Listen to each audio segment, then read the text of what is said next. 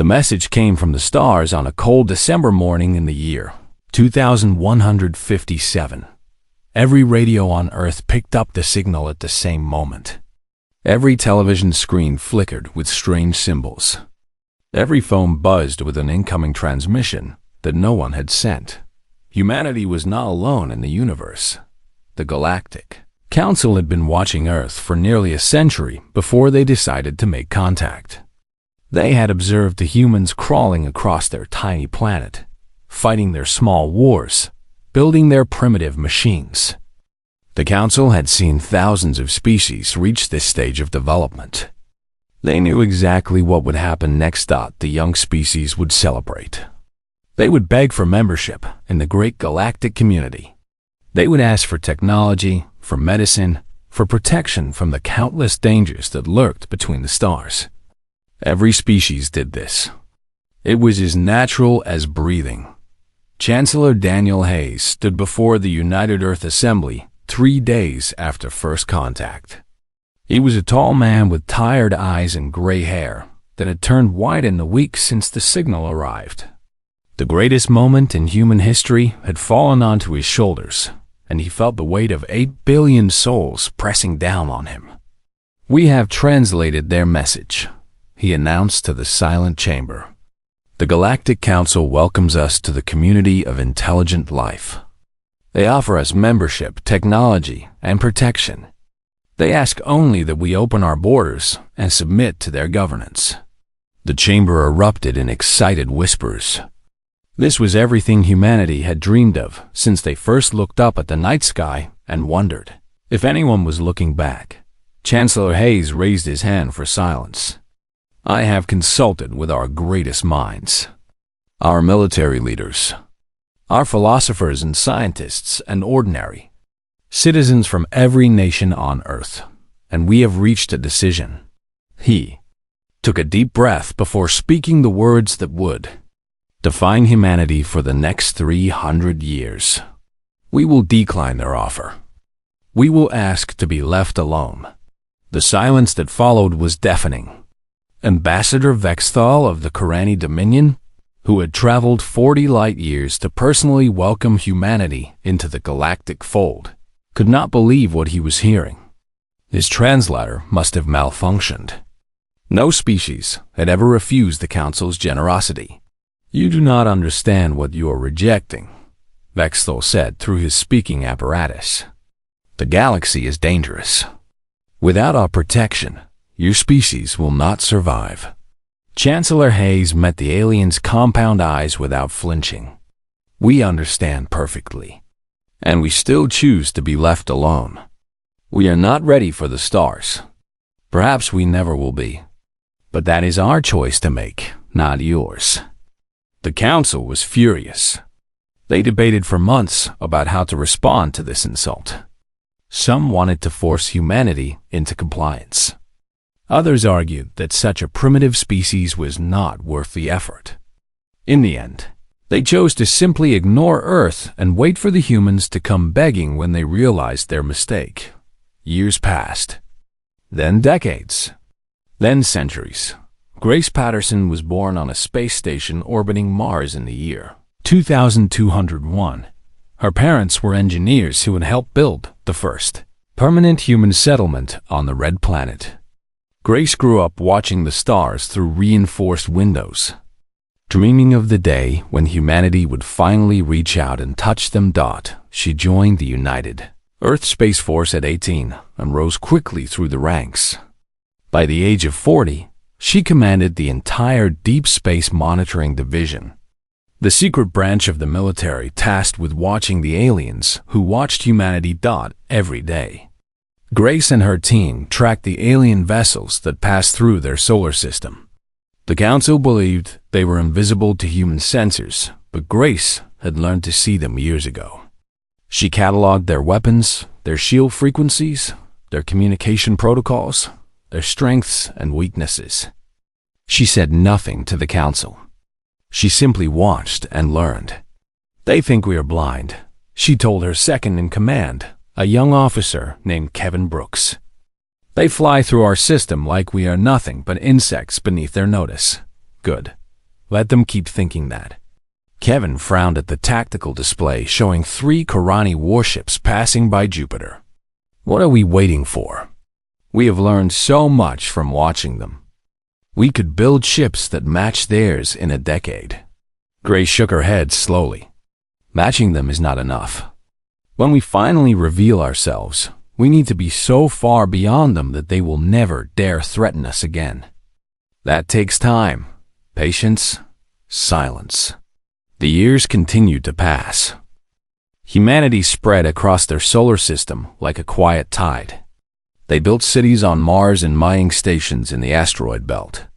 They constructed massive habitats in orbit around Jupiter and research facilities in the frozen depths of Europa's underground oceans. They did all of this without making a sound. The Council checked on Earth every few decades, expecting to find a species humbled by their isolation, ready to accept the offer they had foolishly rejected. Instead, they found a civilization that had grown larger and stranger with each passing year. Human ships moved through their own space in ways the Council could not explain. Human technology had taken paths that alien scientists could not follow, but the humans never reached out. They never asked for help. They never threatened or boasted or demanded recognition. They simply existed in their quiet corner of the galaxy, watching and waiting and growing stronger with every passing day. Hi, Counselor Zethrani studied the intelligence reports with growing unease. He had lived for over 400 years and had seen countless species rise and fall. He knew the signs of danger when he saw them. They are not hiding because they are weak, he warned the Council. They are hiding because they are not ready to show us what they have become. When they finally emerge from their silence, I fear we will not like what we see. The other counselors laughed at his concerns. Humanity was nothing but a collection of short-lived creatures on a handful of unremarkable worlds. They posed no threat to the great powers of the galaxy. Zethrani said nothing more, but he began to prepare for a future that his colleagues refused to see. Somewhere in the darkness between the stars, humanity was building something. And when it was finished, the galaxy would never be the same. Admiral Grace Patterson, now over 200 years old, thanks to medical technology that the Council could not imagine, stood on the bridge of her invisible flagship and watched the alien vessels pass by. Soon, she whispered to herself. But not yet. Not until we are ready. The silence continued. But it would not last forever. The galaxy was burning. High Counselor Zethrani stood before the great window of the Council chamber and watched the war reports scroll across his personal display. The Korani Dominion, once the mightiest military power in known space, had fallen to the threat collective in less than a decade. The hegemony, which had ruled over 200 star systems for 6,000 years, had shattered into a dozen warring factions that now fought each other for scraps of their former glory. The Galactic Council had once represented 47 species united in peace and cooperation. Now only 19 remained. The others had been conquered, destroyed, or simply vanished into the darkness between the stars. And through it all, humanity sat in their quiet corner of the galaxy, saying nothing and doing nothing and watching it all with those strange, patient eyes. Zethrani had lived for nearly 500 years. He had seen empires rise and fall like waves upon a shore. He had watched species ascend to greatness and crumble into dust. But he had never seen anything quite like the humans. We need their resources, declared Ambassador Kethral during the emergency session of the Council. Their worlds are rich in minerals that we desperately need. Their population has grown to 40 billion. 40 billion workers who could rebuild what we have lost. They have refused all contact for 3 centuries, another counselor pointed out. They will not simply give us what we need. Kethral smiled coldly. Then we will take it. They are primitives. Their technology is centuries behind our own. A show of force will bring them into line. Zethrani wanted to object. Something about the humans had always troubled him, a feeling in his bones that warned him against pushing them too far. But the council was desperate. Desperate creatures did foolish things. Resolution 7741 passed with unanimous support. Humanity would be integrated into the galactic community by any means necessary. Ambassador Kethril was chosen to deliver the Futuristic Adventures. Ultimatum. President Lara Kim received the alien ambassador. In the garden of her residence on Earth, she was a small woman in her 70s with gray hair pulled back in a simple style and calm eyes that seemed to look right through the alien standing before her. She offered him tea. He declined. "I come bearing the will of the Galactic Council," Kethril announced in his most formal tone. "You have been given 3 centuries to reconsider your foolish isolation. That time is now over. You will dismantle your military forces. You will open your borders to council inspection. You will submit to galactic governance and contribute your resources to the common good." President Kim sipped her tea and said nothing. Kethril continued, growing annoyed by her silence. "You have 30 standard cycles to comply with these demands. Failure to do so will result in pacification. The Council has assembled a fleet of 800 warships. They will arrive at your border on the appointed day. Resistance will be met with overwhelming force." The president set down her cup and looked at the ambassador with something that might have been pity. "Ambassador, I want to make sure I understand you correctly. You are telling me that if we do not surrender our freedom, our worlds, and our future, you will attack us with 800 warships. That is correct. And you believe that 800 warships will be enough to force 40 billion humans to submit to your rule?" Kethril shifted uncomfortably. Something in her tone made him nervous, though he could not say why. "It is more than enough. Your species has no navy to speak of. Your weapons are primitive. You cannot possibly resist the combined might of the Council." President Kim stood up slowly.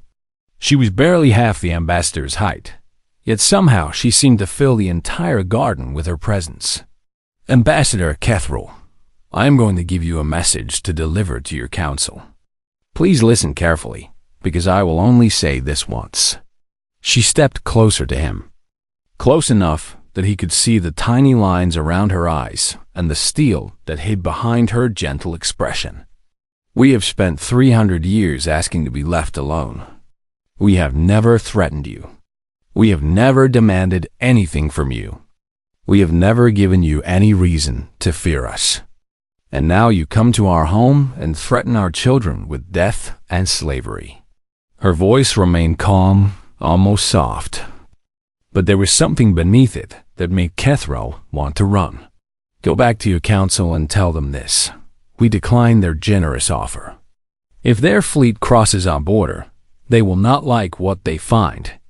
This is not a threat. This is simply a statement of fact." Kethril recorded her words for the council. When he played them back later, his translator struggled with one phrase that she had added at the end. It had no equivalent in any known language, but the closest translation was something like, "Find out after acting foolishly." The council watched the recording and laughed. This tiny human woman thought she could frighten them with vague warnings and mysterious phrases. They would show her the true meaning of power. Admiral Verthan of the Militant took command of the combined fleet. He was a veteran of 100 campaigns and had never known defeat. 800 warships from 9 species gathered at the edge of human space. The largest armada assembled in 300 years. "Scan for their defense forces," Verthan commanded as they approached the border. His sensors officer looked confused. "Admiral, I detect nothing. No warships. No battle stations. No orbital defenses of any kind. Their border is completely unprotected." Verthan laughed. "They flee before us like animals before a fire. They know they cannot resist our might. All ships, advance. We will be on Earth within a week. The great fleet crossed into human space. 800 vessels bristling with weapons that could crack planets and burn worlds. They expected terror and panic and desperate pleas for mercy. They found only silence, far away.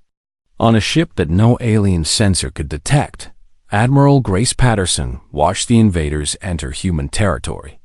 She was very old now, kept alive by technology that the Council could not dream of, but her mind was as sharp as ever.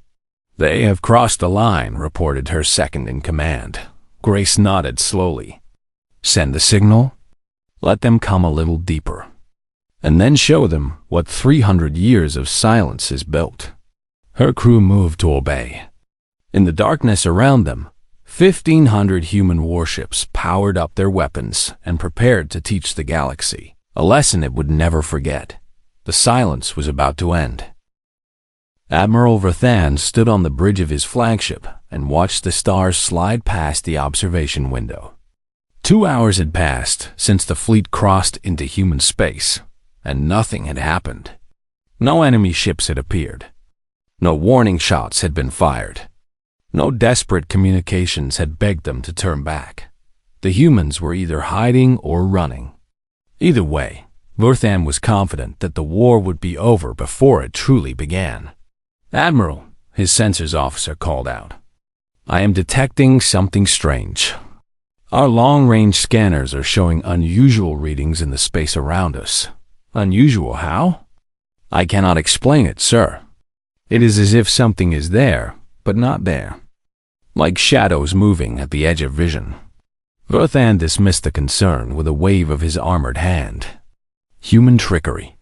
Probably some kind of sensor jamming. They are trying to frighten us. Continue the advance." The fleet pressed forward. 300 vessels in the vanguard, 300 more in the center, and 200 in reserve.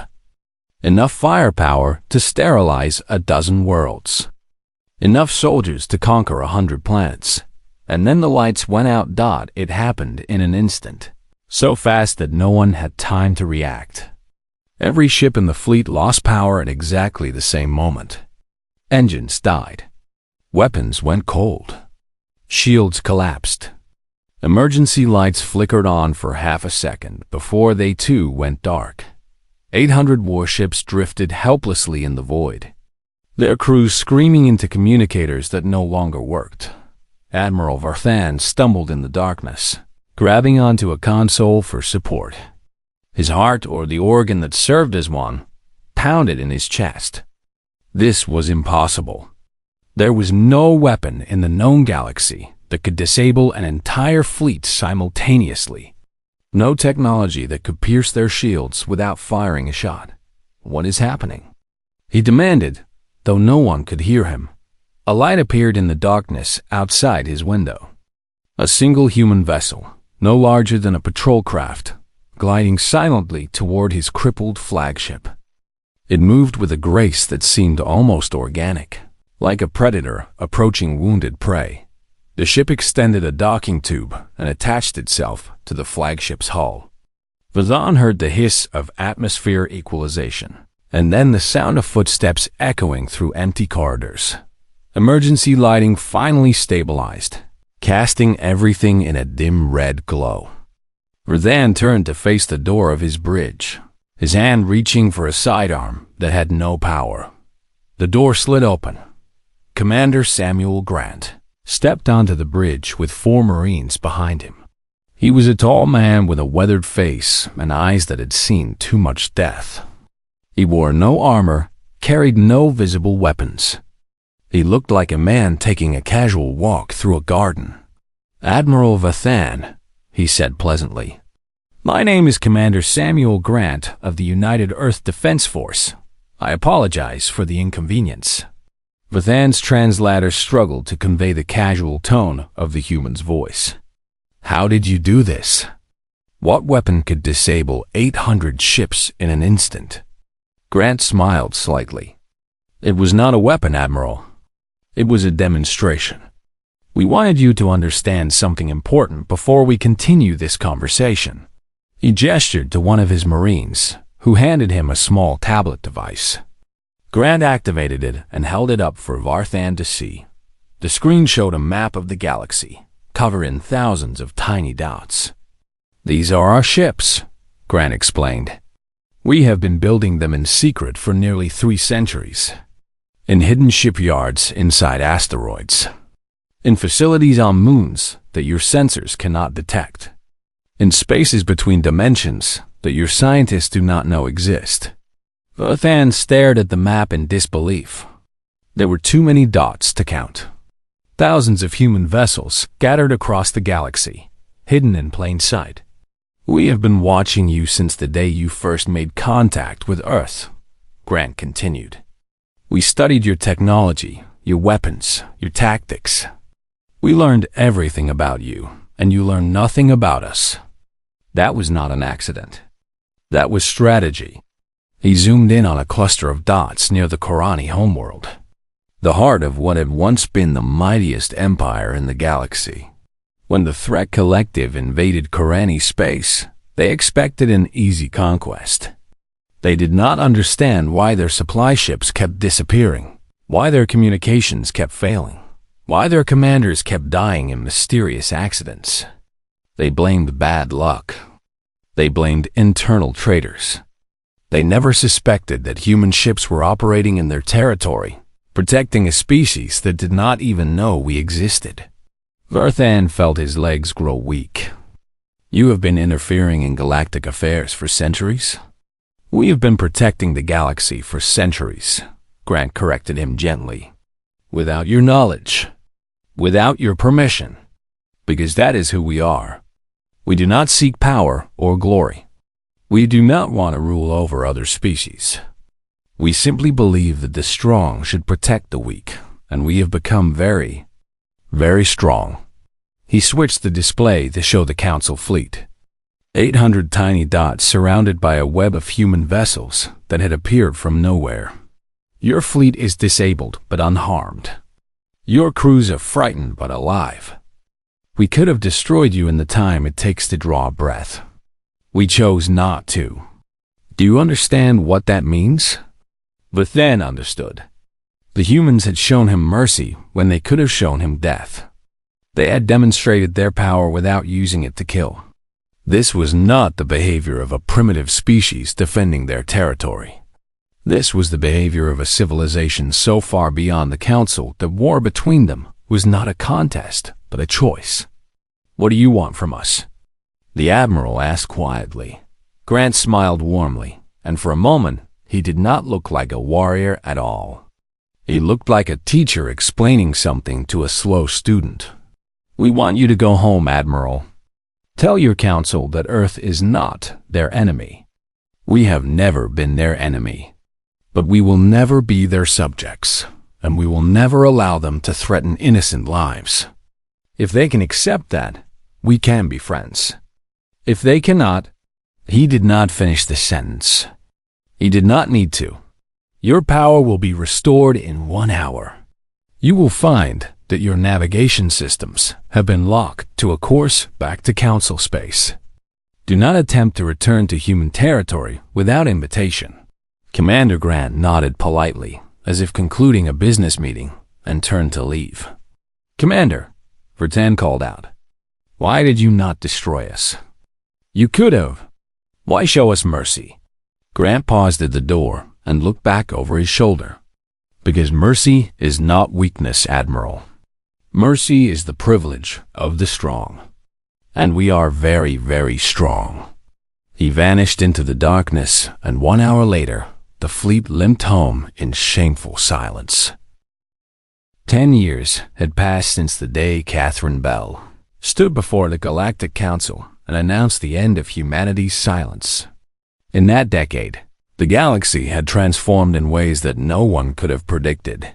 The old Council had dissolved itself 3 months after the confrontation, its members finally admitting that their organization had failed to protect the species it was meant to serve.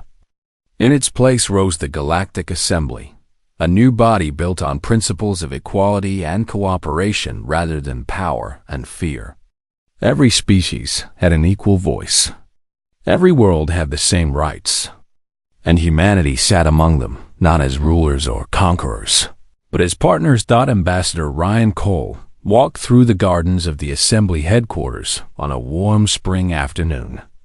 He was a young man, only 32 years old, but he carried himself with the quiet confidence that had become the hallmark of human diplomats across the galaxy. He had been chosen to represent Earth not because of his family connections or political power, but because he genuinely believed in the mission his species had chosen for itself. Ambassador Cole called a familiar voice. "A moment of your time?" Ryan turned to find Zethrani approaching slowly along the garden path. The old counselor had retired from active politics years ago, but he still visited the assembly grounds when his health allowed. His species measured age in centuries, and he had lived through more history than most libraries could contain. "Of course, Elder Zethrani. How can I help you?" The ancient alien settled onto a bench beside the path, his joints creaking with the weight of his long years. "I have been thinking about that day. The day Ambassador Bell revealed what humanity had become. The day everything changed." Ryan sat down beside him, giving the old man the respect he deserved. "What about it troubles you?" "Not troubles," Zethrani corrected gently. "Confuses. I've watched countless species rise to power over my lifetime. Every single one used that power to dominate, to control, to make others bend to their will. It is the nature of intelligent life. The strong rule the weak. The powerful take what they want." He turned to look at Ryan with eyes that had seen empires crumble. "But your species is different. You became stronger than any of us could imagine, and then you used that strength to protect us. Why? What you gained from it?" Ryan was quiet for a long moment, considering how to explain something that seemed so obvious to humans and so strange to everyone else. "We gain nothing," he said finally. "That is the point. We protect others because protection is worth doing, not because it brings us profit or power. Our ancestors learned a long time ago that the strong who prey on the weak eventually destroy themselves.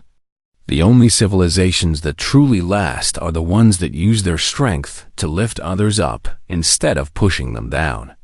Zethrani shook his head slowly. "I have lived for 500 years, and I still do not fully understand you." Ryan smiled. "Neither do we sometimes. But we keep trying anyway." Far across the galaxy, a very different conversation was taking place. The Vexnari horde had emerged from the darkness of the galactic core 3 years ago. They were not a species in any normal sense of the word, but a swarm of self-replicating machines that consumed everything in their path. 3 civilizations had already fallen to their hunger. Their worlds stripped bare and their people converted into raw materials for more machines. Now the horde had reached the boundary, the invisible line that marked the edge of the Galactic Assembly's protected space. Beyond that line lay 70 billion lives, thousands of worlds, the accumulated history of dozens of species. Admiral Grace Patterson, now nearly 300 years old, stood on the bridge of her flagship and watched the horde approach. Medical technology had kept her alive far longer than any human had a right to expect, but she knew her time was running short. This would be her last battle. "Admiral," reported her tactical officer, a young woman named Lisa Carter, who reminded Grace of herself at that age. "The horde has crossed the boundary. They are ignoring all warning signals." Grace nodded calmly. "How many?" "Approximately 50 million units, ma'am. More than we have ever faced before." The old admiral smiled slightly. "More than enough for a good fight, then. Signal the fleet. All ships to combat formation." "And Lisa?" "Yes, ma'am. When this is over, I want you to take command of the division. You have earned it." Lisa's eyes widened in surprise and honor. "Thank you, Admiral. I will try to live up to your example." Grace turned back to the observation window, where the horde was now visible as a massive cloud of metal and hunger. "All ships," she announced over the fleet-wide channel. "This is Admiral Patterson. For 300 years, we watched the galaxy from the shadows. We protected those who did not know we existed. We chose silence because we were not ready to be known." She took a deep breath, feeling the weight of centuries pressing down on her aging shoulders. "Today, we fight openly. Today, we show the universe what humanity truly stands for. Not conquest, not power, protection. We are the shield between the darkness and the light. We are the guardians of those who cannot guard themselves. And we will not fail them." The battle lasted 6 minutes. Human weapons built over 3 centuries of secret research and development carved through the horde like fire through paper. Technologies that alien scientists still could not understand erased 50 million machines from existence without a single human casualty. When it was over, Admiral Grace Patterson slumped back in her command chair, exhausted but content. She had protected her people. She had protected the galaxy. She had done what humanity had always promised to do. 1 year later, she died peacefully in her sleep, surrounded by family and friends who loved her. Her funeral was attended by representatives of every species in the Galactic Assembly. President Laura Kim, now in her final term of office, gave the eulogy. "Grace Patterson watched the stars for nearly 3 centuries, she said, her voice strong despite her age.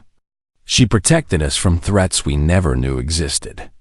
She led us through the darkness and into the light. She was the best of us." Lavra looked out at the assembled crowd, at the faces of humans and aliens gathered together to honor a woman who had devoted her entire life to their protection. "We chose silence for 300 years because we were afraid of what we might become. We were afraid that power would corrupt us, that strength would make us cruel, that we would become the monsters we were meant to fight." She smiled softly. Grace Patterson proved that we had nothing to fear. She showed us that power without wisdom is destruction, but power with compassion is salvation.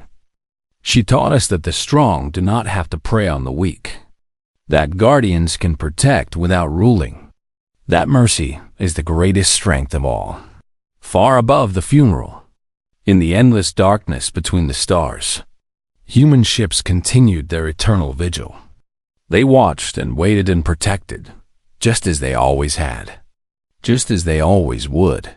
The silence had ended, but the vigil would continue forever, and in the quiet spaces of the universe, humanity kept its promise to stand between the innocent and the darkness that would consume them. The guardians had finally stepped into the light, and they would never step back into the shadows again. The council chamber had never been so quiet. Admiral Vathan stood before the assembled representatives of 19 species and told them what had happened at the border of human space. He showed them the recordings from his ship's emergency systems, the brief glimpses of human vessels that moved like ghosts through the darkness. He played the conversation with Commander Grant, every word translated and analyzed until nothing remained but the cold truth of what it meant. When he finished, no one spoke for a very long time. High Counselor Zethrani was the first to break the silence. He had warned them. For centuries, he had warned them that the humans were not what they appeared to be. Now his worst fears had been confirmed, and he found no satisfaction in being right. "They have been watching us," he said slowly. "For 300 years, they have been watching and learning and building. And we never knew." Representative Holvex of the Drenari slammed his fist against the table in front of him. "Impossible. Our sensors are the most advanced in the galaxy. No fleet could hide from us for so long." "And yet they did," Vathan replied quietly. "They hid in places we never thought to look. They built technology we cannot understand. They became something beyond our ability to measure, and we were too proud to notice. The chamber erupted into shouting. Some demanded immediate retaliation, though no one could explain how they would attack an enemy that could disable entire fleets without firing a shot. Others called for surrender, for apology, for anything that might appease the humans, before they decided that mercy was no longer worth offering. In the midst of the chaos, a door opened at the back of the chamber. Catherine Bell walked slowly down the center aisle toward the speaking platform. She was Earth's ambassador to the Council, a position she had held for 12 years without ever saying a single word in any session. The other diplomats had assumed she was merely an observer, a symbol of humanity's continued isolation rather than a true participant in galactic affairs. They had been wrong. Catherine was a young woman by human standards, barely 40 years old, with dark hair and steady hands that never trembled. She reached the platform and turned to face the assembled representatives with an expression of perfect calm. "I have been instructed by President Laura Kim to address this council," she announced. Her voice was clear and strong, carrying easily through the vast chamber. "I will answer your questions truthfully. I will hide nothing. But first, I must explain something that you have failed to understand for 3 centuries. She activated a holographic display that filled the air above her with images and data. When you first contacted Earth, you looked at humanity and saw a short-lived species with fragile bodies and a single homeworld. You measured us by your standards and found us lacking. You assumed that our silence meant fear, that our isolation meant weakness, that our refusal to join your council meant we did not understand what we were rejecting. The display showed Earth as it had been 300 years ago, a single blue world circling an ordinary star. You were wrong about everything. The image changed, revealing what humanity had become during their centuries of silence. Hidden cities beneath the surfaces of moons, shipyards carved into asteroids that alien sensors could not detect, research facilities that existed in spaces between dimensions that Council scientists did not know were possible. Our physicists cracked your understanding of reality within 50 years of first contact. Catherine continued. Your weapons were obsolete to us within a century. We built things in the darkness that your greatest minds cannot imagine, and we did it all without making a sound. The council members stared at the display in horrified fascination.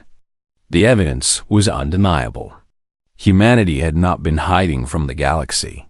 Humanity had been preparing for it. But this is the part you truly failed to understand, Catherine said softly. We chose silence because we wanted peace. We asked to be left alone because we knew what would happen if we revealed ourselves. You would have feared us, and fear makes species do terrible things. She changed the display again, showing records of galactic conflicts that the Council thought they understood. The Hegemony War would have destroyed your entire civilization. Did you never wonder why the hegemony suddenly retreated when victory was within their grasp? Our Shadow Fleet crippled their supply lines. We made it impossible for them to continue. Another image appeared, showing the Threat Collective's invasion of Korani space. The collective abandoned their conquest of the Korani homeworld because their leadership suffered a series of accidents. Ships that failed at crucial moments. Commanders who died in their sleep. Communications that went silent at the worst possible times. We protected the Korani without their knowledge and without asking for anything in return. Vothan's voice was hoarse when he spoke. You have been manipulating galactic affairs for centuries. We have been protecting galactic affairs for centuries, Catherine corrected him gently. There's a difference. We did not seek power or territory.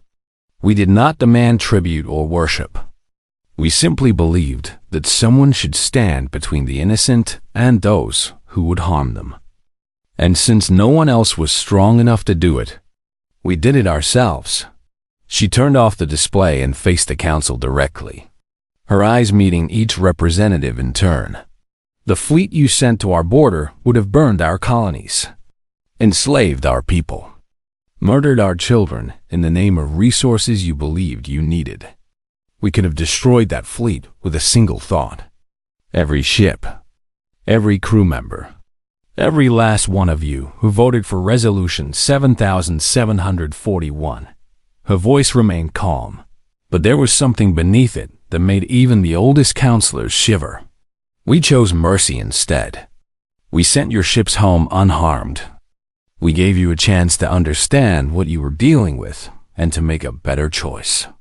That is who we are. That is who we have always been. Catherine took a deep breath before continuing. President Kim has instructed me to inform you that humanity will not join your council. We do not seek to rule over other species, and we will not submit to their rule over us. But our silence is over. We will no longer hide in the darkness and protect you from the shadows. She raised her head proudly. From this day forward, we will stand openly against anyone who threatens the innocent. Not as conquerors, not as rulers, as protectors, as guardians, as the shield between the weak and those who would destroy them. I, Counselor Zethrani, found his voice at last. And if we refuse your protection, if we choose to stand against you, Catherine Bell looked at him with something that might have been sadness. Counselor, you have never stood against us. You have never stood without us. Every time you faced destruction in the last 3 centuries, human hands reached out from the darkness to save you. You simply never knew it. She smiled softly. The silence was not emptiness. It was mercy. And now that mercy will step into the light. She turned and walked back up the aisle, leaving the council in stunned silence behind her.